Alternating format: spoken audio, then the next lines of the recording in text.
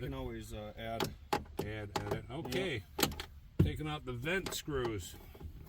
8mm bolts. There's 4 of them. 1, 2, 3, 4, and a little push pin. You never need to put that push pin back in. I just waste it and throw it out.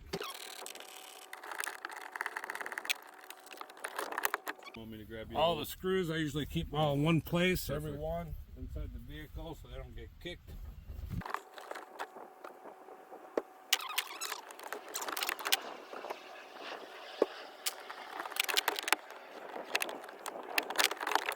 That I'm going to go ahead and turn that to the unlock position and just put it to no voltage. Okay, so that's safe.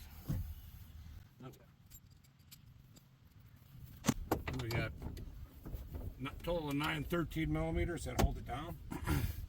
2 here under the vent, 2 here, and then 5 across here. We take off that 13mm that holds on that black bracket.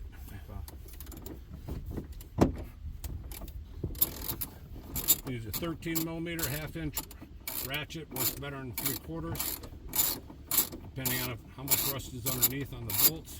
When I put them in, I usually put them back in with a anti-seize. Okay.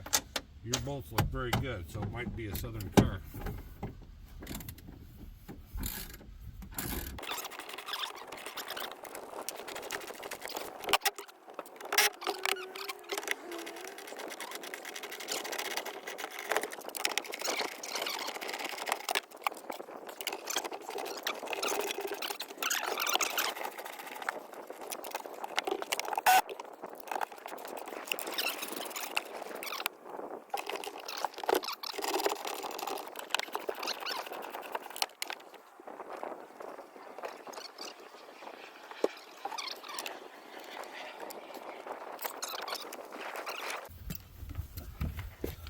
So there's 3 nuts here, 13mm that hold this black bracket on.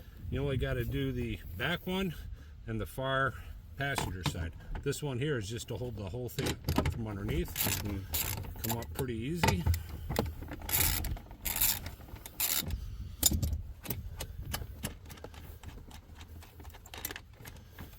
Save those, keep everything together. Now this cover is still on because I got the one little push pin.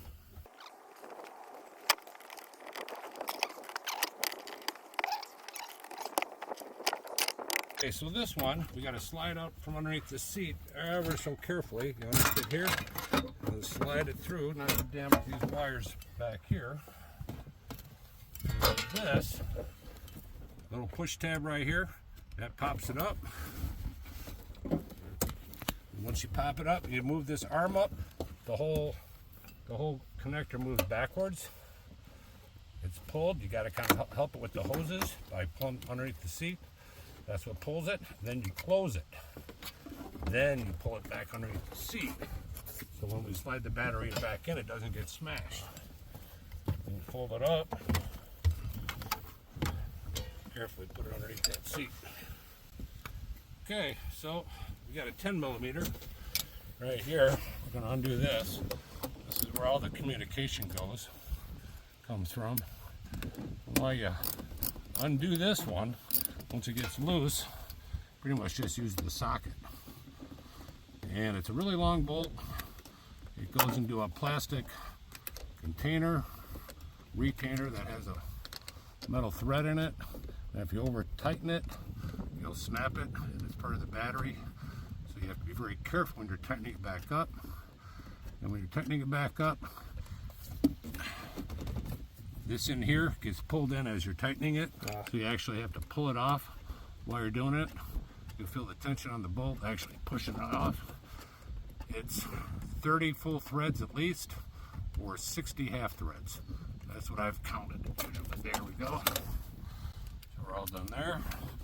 And this, tuck back in here, so that way when we slide the battery back in, it doesn't get whacked. That gets strapped underneath there.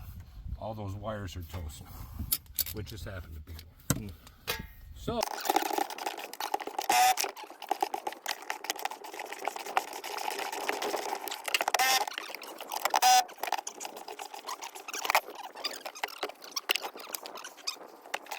this is the magic part where take off this cover. Got 18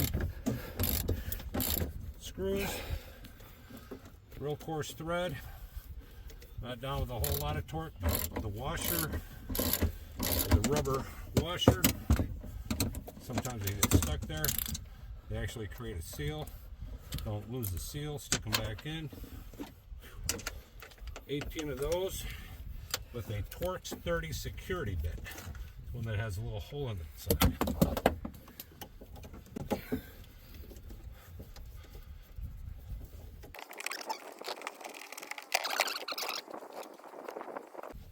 Okay, the battery's 200 pounds. Yep. And it's stuck down with double stick tapey foam all over underneath.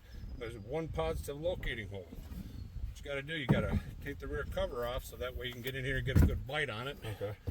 It's plastic yet still metal. Pop it up a little bit. Stick it underneath right in here. And then go ahead and grab it again here. Oh, see, now you pop it free. Back and forth. Now you've got a ramp. Take the ramp. Pull up the battery. Stand it on a would-be table, nice and firm. And it's the two bolts right here that we want to get out. One of them is a Torx 30, not security bit, and the other one is a number 6 or another number 8 Allen wrench. Right here, and then that one there. These are the two why we had to remove this battery.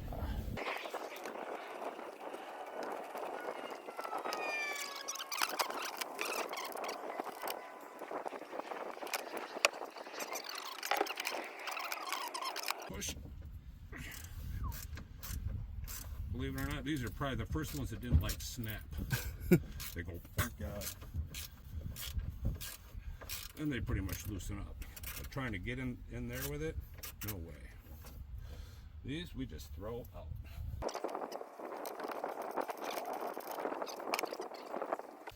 Okay, sometimes I go ahead and I just blow this out. If you got a blower, Yeah. we can blow it out. If not, it's no big deal.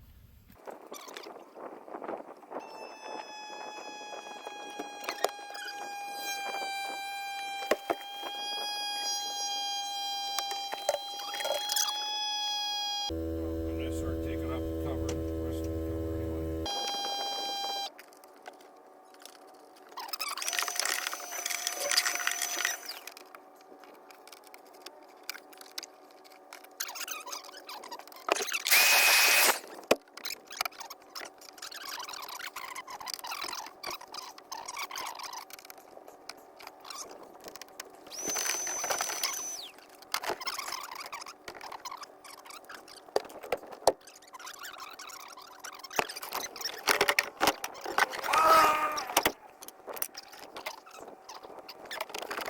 Send some air through.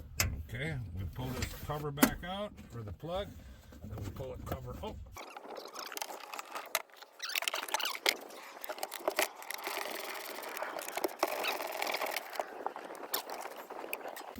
Here's the converter, and here's the two wires you want to plug into. You got a black one, unhooked with a little pinch. That's the negative, and then you got the gray one.